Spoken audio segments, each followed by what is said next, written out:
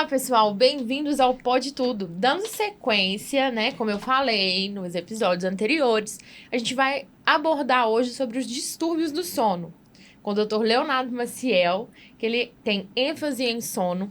Então, fique ligado. Se você não olhou, não viu os episódios anteriores, dá uma ligadinha lá. A gente explicou o que é sono, por que a gente precisa dormir. A gente tem um vídeo rapidinho também para você começar a fazer higiene do sono e conseguir identificar se você tem ou não algum distúrbio. Léo, seja bem-vindo novamente. Aqui já virou nossa casa já, né? Obrigado. Léo, vamos falar então sobre distúrbio. Como que eu, depois que eu fiz a higiene do sono, né, que eu já comecei a praticar ela, como que eu vou identificar ali o que é um distúrbio, o que não é? A maioria das pessoas percebem que não está dormindo bem ou que tem algum problema para dormir, né? Mas durante o dia a gente pode ver algumas consequências. A mais evidente é eu acordo e percebo que eu não descansei, que meu sono não foi restaurador. O que caracteriza distúrbio? Assim, só para eu entender. Distúrbio é qualquer anomalia, qualquer anormalidade do seu corpo, da sua fisiologia Que e que não causa segue a linha consequência. normal. Exatamente. Então, tudo que não é normal, não está dentro do padrão, do esperado, desejado, caracteriza como distúrbio. Distúrbio do sono. É isso. Exatamente. No caso, a gente vai tratar, então, o que não está normal no sono. Exatamente. Tá. A gente começou a praticar ali a higiene do sono, bonitinho, mas eu não consigo dormir.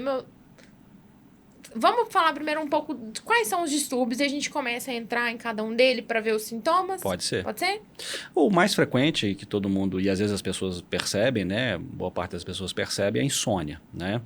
E diferente do que algumas pessoas acham, insônia não é simplesmente eu dormi pouco, ou eu dormi menos do que eu queria. Ou eu não dormi bem.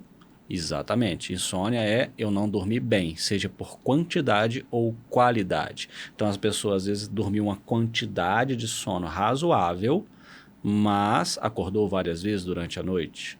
Ou despertou um pouco antes do que ela queria.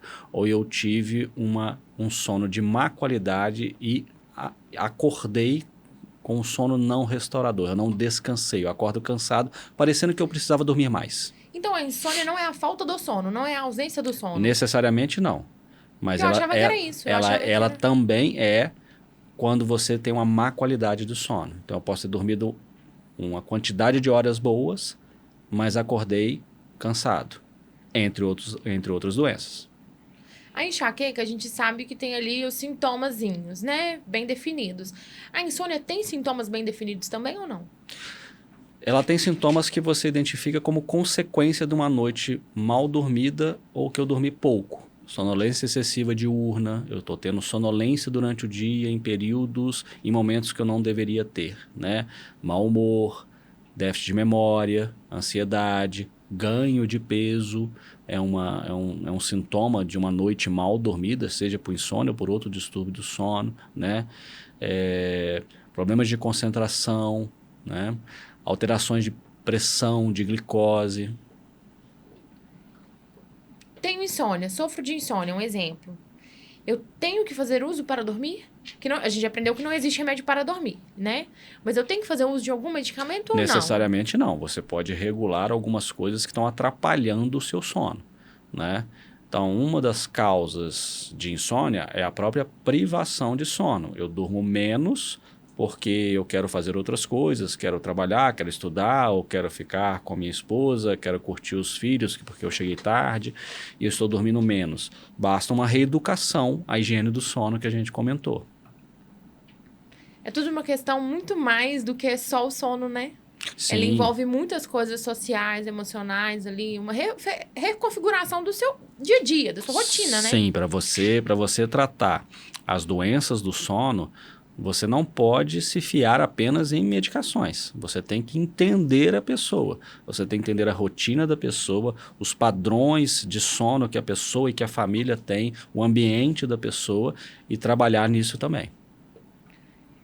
Tem outros distúrbios? Vários, né? A insônia é o mais frequente. Geralmente a gente classifica a insônia como uma insônia inicial, né? Aquela que a pessoa tem dificuldade de iniciar o sono. Ela fala: eu estou indo para a cama, mas eu estou sem sono. Ou eu começo a dormir e eu acordo. Existe a insônia de manutenção, que é aquela pessoa que fala, olha, eu até durmo e é comum as pessoas levarem 10, 15, 20 minutinhos para adormecer. É o normal de qualquer pessoa. Tem pessoas que adormecem muito mais rápido. Tem pessoas que falam, eu durmo, mas eu acordo no meio do sono várias vezes. É comum, por exemplo, nos idosos, as pessoas às vezes acordarem várias vezes para ir no banheiro, fazer xixi mesmo, né? Isso pode atrapalhar o sono. Ou pessoas que têm alguns distúrbios do sono, que a gente pode falar daqui a pouco, que atrapalham esse meio do sono. E tem outras pessoas, por exemplo, que falam assim, engraçado, doutor Leonardo, eu estou acordando mais cedo do que eu queria, sem o despertador. É o despertar precoce. Além disso, a gente tem outros distúrbios do sono. Eu aprendi que várias coisas são genéticas, né? A insônia pode ser genética também ou não? Ela é um fator do meio. Muito do meio, mas tem alguns padrões de sono que são genéticos e doenças do sono que são genéticos e familiares. Eu posso começar a pesquisar, então, ali dos hábitos do meu pai, da minha mãe, para ver se eu estou repetindo, para ver se é genético ou se é do meio, que já facilita ali na hora de começar a higiene do sono. Já é vamos pôr assim, primeiro passo. Primeiro passo. É uma excelente sugestão que você fez. Perguntar para o pai e a mãe como é o padrão de sono deles, se eles tinham alguma dificuldade, né? Isso vai facilitar muito o médico que mexe com sono, né? O especialista em medicina do sono, em saber como é que é a sua família, né?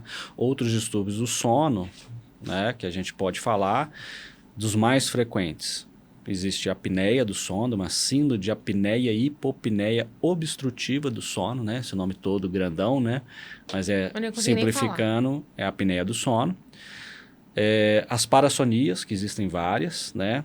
A síndrome das pernas inquietas, que é um nome meio pegadinha, porque as pernas são inquietas como uma consequência, mas é um distúrbio que vale a pena a gente conversar, né?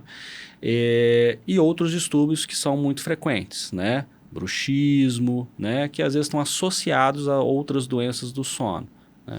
Quando você falou ali da insônia, que a pessoa às vezes acorda várias vezes à noite, ela consegue voltar, quem tem insônia no caso, né? Acorda várias vezes à noite, ela consegue voltar também para o sono fácil, da mesma forma que ela acorda, ou não? Ela demora também mais para... Geralmente ela demora mais para dormir, e essa é a queixa da maioria das pessoas. As pessoas que não têm um problema de sono, ela pode acordar por um barulho, ou para ir no banheiro, para tomar uma água, e geralmente em 5, 10, 15 minutos ela consegue voltar a dormir.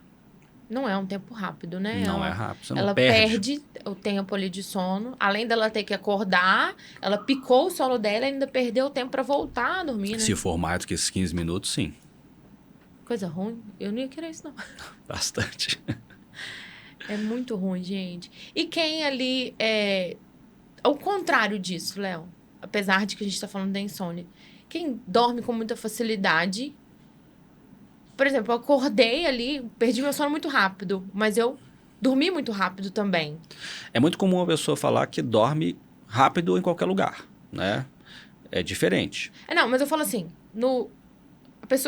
na noite, durante as 6 horas ali que ela tá dormindo à noite, a noite dela é picada, ela acorda várias vezes à noite, mas da mesma forma, quando ela tem facilidade de acordar, ela tem facilidade de dormir. A gente falou da pessoa que tem a dificuldade, né? Demora mais ou menos uns 15 minutos para voltar a dormir. E quando ela dorme muito rápido também. Isso é o normal, seria o normal. É o normal. Se você levanta Mas tá dentro da insônia? Só porque ela acordou? Não, entende? Não. A não ser que esse acordar, né, muito rápido, ele seja tão frequente que ela acaba picando o sono, porque você precisa de todas aquelas fases de sono que a gente comentou no nosso último podcast. Quer dizer, a gente precisa de todas aquelas fases. E você tem que refazer as fases. Se você pica muito sono, fica mais difícil de você fazer essas fases de novo. Então, toda vez que eu dou ali, dormir 20 minutos, 30 minutos, eu passo por todas as fases? Eu deveria passar por todas as fases do sono? Você passa, nem todas, mas você passa por várias delas. Vai ter que picar essa parte aí. Não, depois tira, põe, tudo certo. O nariz coçou. Meu também coçou. Vamos lá. Então, calma. Deixa eu entender. Todas as vezes que a pessoa dorme, mesmo que seja um cochilo à tarde, ela entra nas fases do sono? Não. Nem todas as fases, nem todas as fases, não. Mas É a noite aconselhável- toda, ela tem que passar. Ela passa por essas mesmas fases do sono várias vezes, 3, 4, 5, até 6 vezes Em uma noite. em uma noite. E é por isso que os cochilos, a gente ouve muitas pessoas falar assim, faz 15 minutos de cochilo. Não serve, porque é bom que você faça pelo menos as fases iniciais e um sono REM, que é um sono que você relaxa, um sono muito importante para a memória, né? Então você faz o sono não REM, as fases iniciais, e depois geralmente você começa o sono REM, né? Que é a fase de movimentos rápidos dos olhos.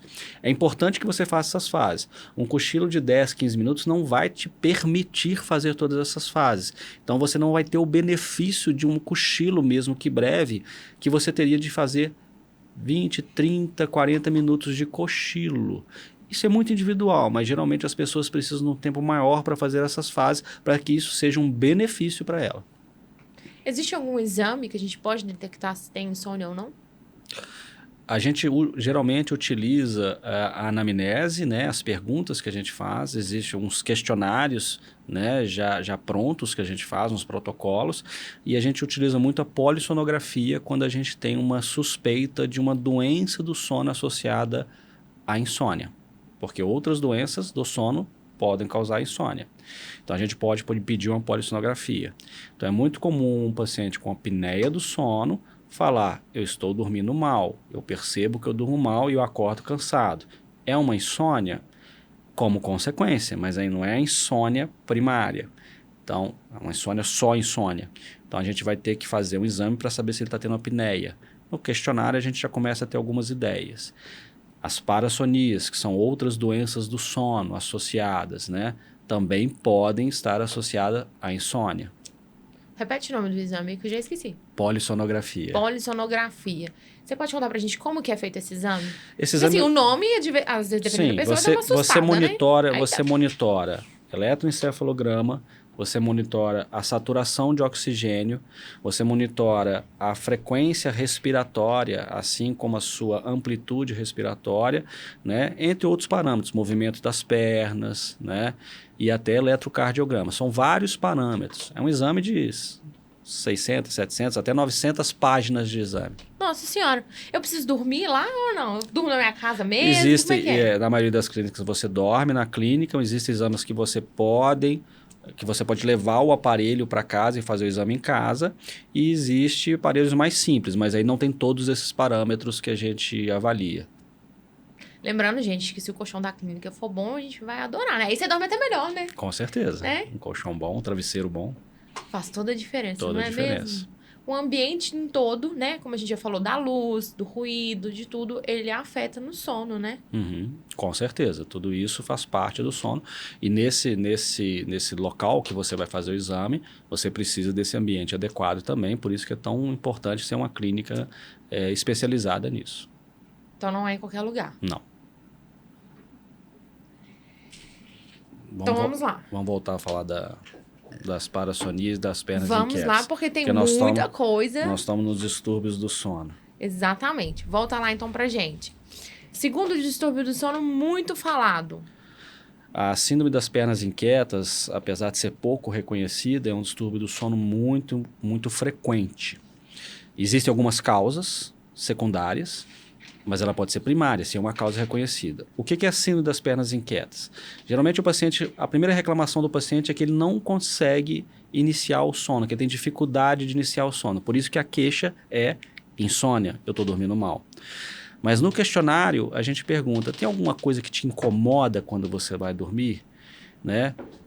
Às vezes a gente até dá exemplos. Por exemplo, um incômodo na perna, e é isso que a perna inquieta é. Na verdade, ela não é uma dor, né? E não é porque a perna inquieta. Nós não estamos falando daquela pessoa que bate a perna de ansiedade.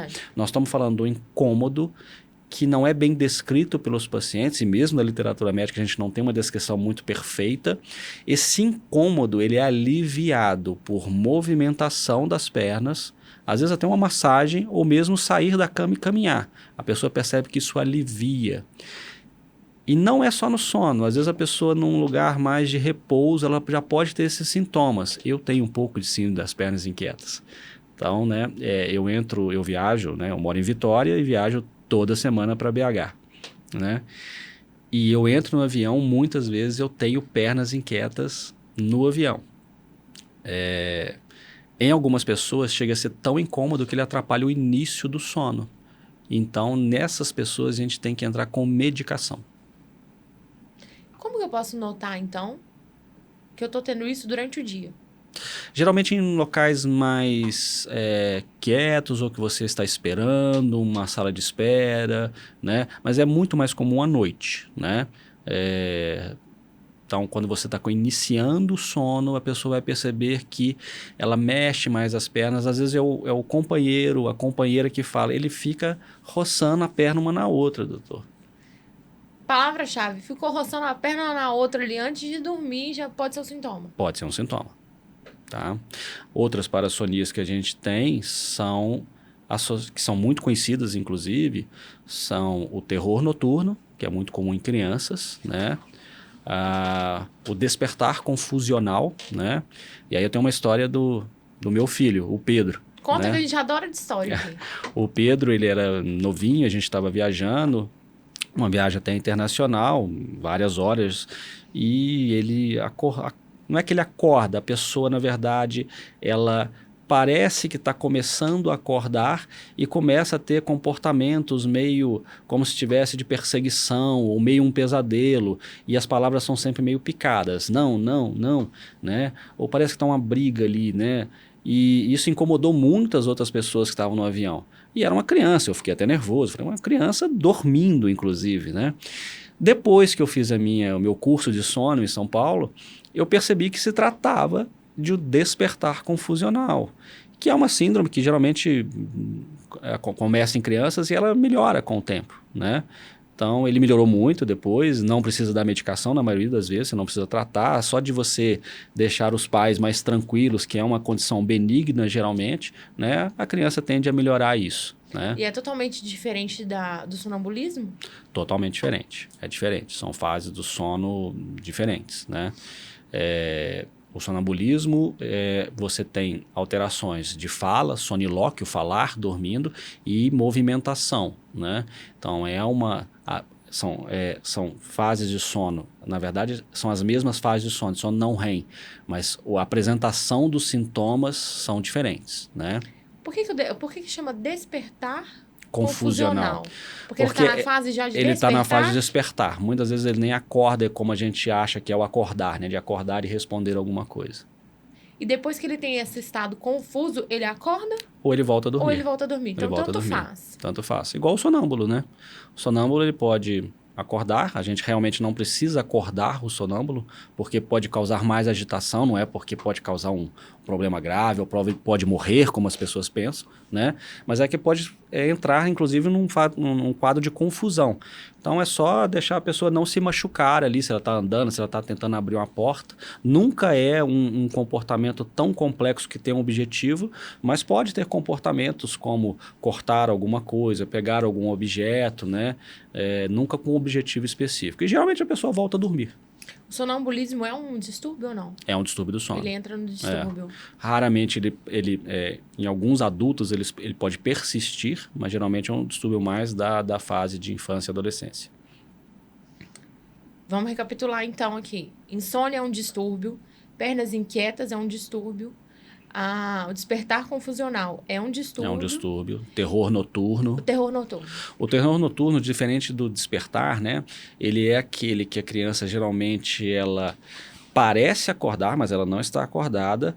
Parece que ela está saindo ou está no meio de um pesadelo muito agitado e com uma sensação de terror mesmo, geralmente associado a sudorese, tremor, uma faces de medo muito grande, às vezes até suando e tremendo, né?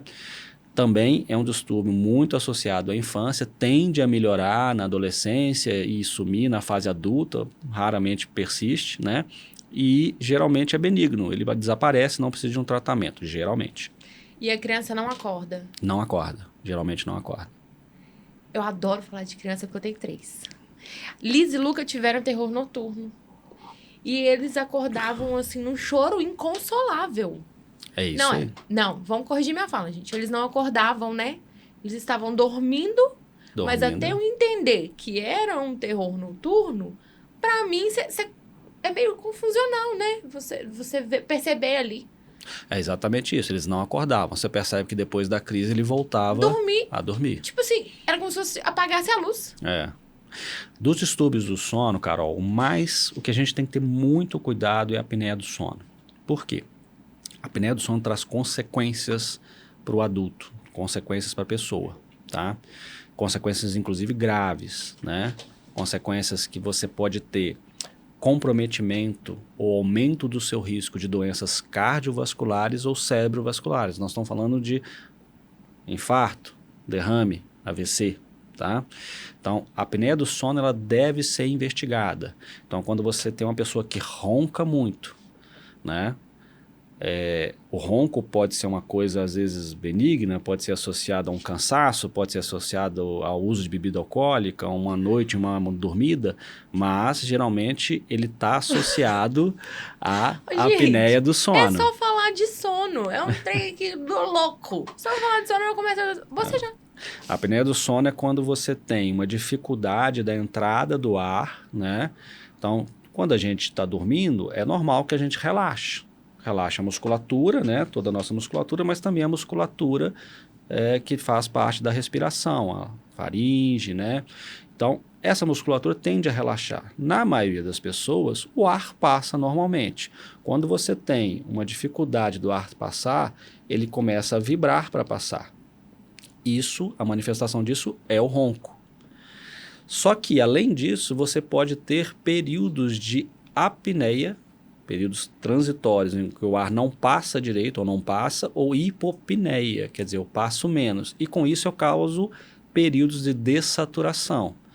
A quantidade de oxigênio que tem circulando no meu sangue, que é importante para o corpo inteiro, especialmente para o cérebro, que é um grande consumidor de oxigênio. Quando essa dessaturação, em períodos frequentes, a gente mede isso por hora naquela polissonografia, naquele exame que a gente falou.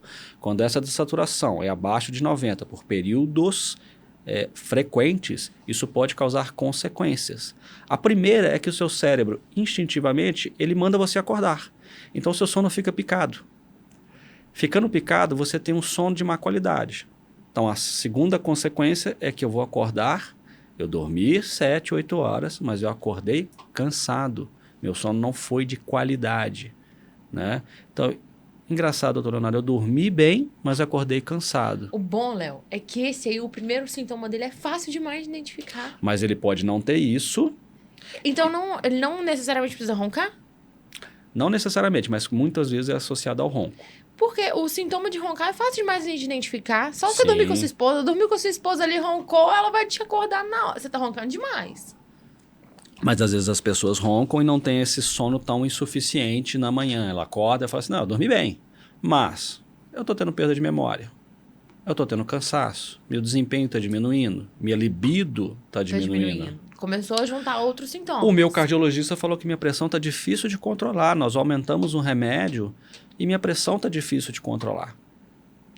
O meu endocrinologista falou que eu estou tomando a dose certa do remédio, mas a glicose continua difícil de controlar, né?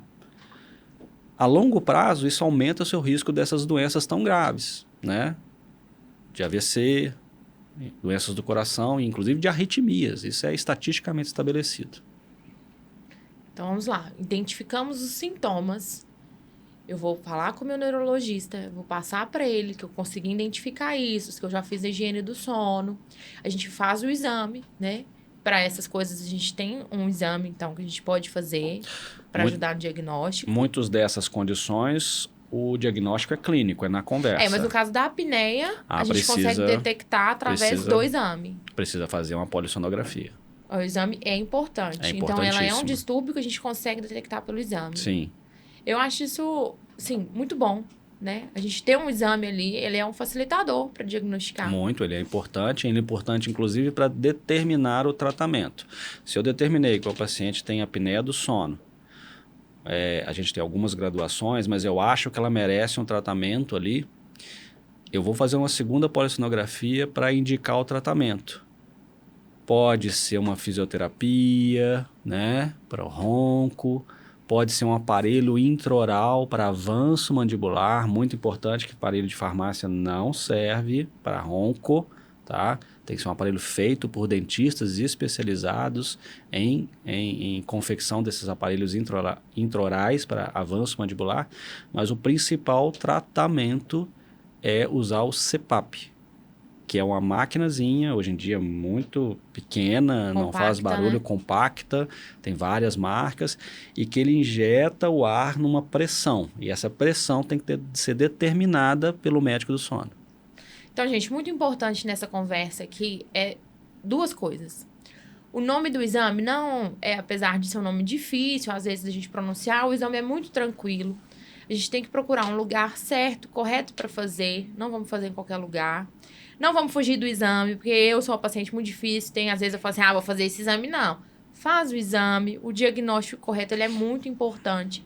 É uma coisa séria que pode ter, né? Dos distúrbios, você falou que é o mais importante, que a gente tem que prestar mais atenção é esse, por causa dos riscos que a gente pode estar disposto a correr ali, né? Com certeza. E junto com o médico, a gente fazer o tratamento. E não é começar, né, Léo? Começa e para, larga. Não. Não adianta. É um tratamento... Vamos fazer o tratamento certinho. É um tratamento de longo prazo. Né? Tem cura?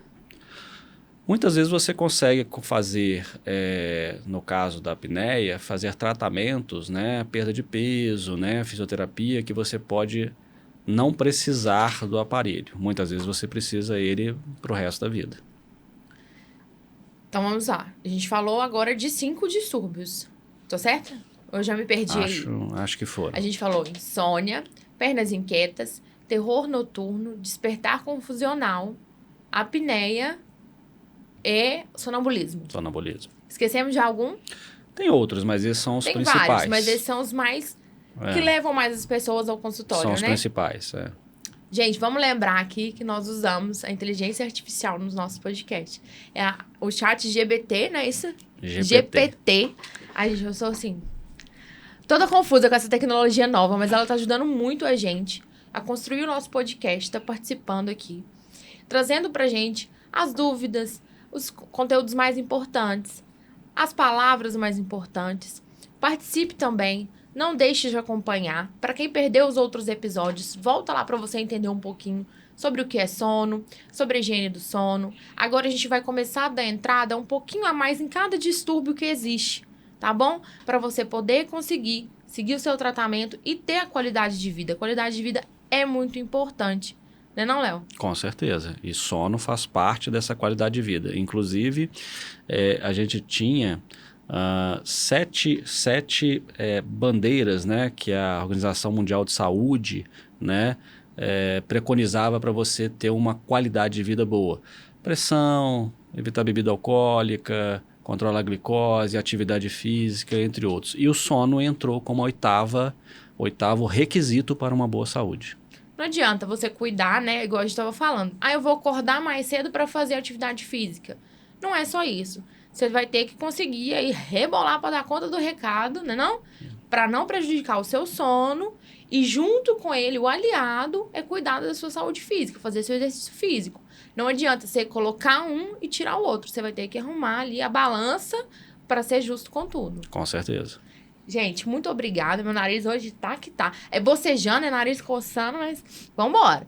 Vamos cuidar da saúde aí. Não se esqueçam de se inscrever no nosso canal, seguir, comentar, compartilhar. E, fique ligado que agora nós vamos entrar aí na sequência de cada um dos distúrbios, tá bom? Um beijo pra você. Até a próxima.